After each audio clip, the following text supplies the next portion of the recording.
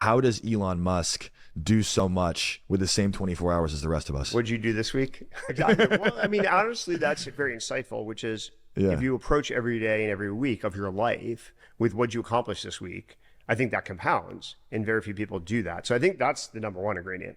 Second thing is I think he's founder mode on steroid. I should have pointed this out, that he's built all of his companies in founder mode. So, when he was taking over X, I kind of tweeted out this example I knew from SpaceX.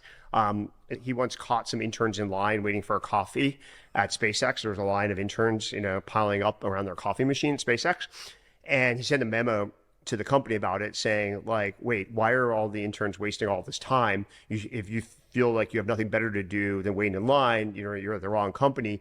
And by the way, I'm installing cameras to make sure that we don't have lines at the coffee shop. And so, people went crazy on Twitter at the time because they're like, oh my God, that's so evil. How could you do that?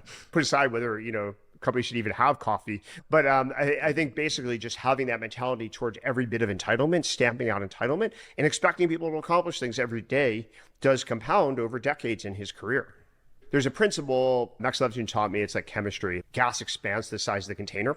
So if you give people a quarter, it'll take a quarter. If you tell people they have a month, it'll take a month. If you tell people it takes 2 weeks, it'll take 2 weeks. Tell them a week, it'll take a week. So you want to constantly compress the container size because those accomplishments, those building blocks, add up over months, quarters, years, and now decades.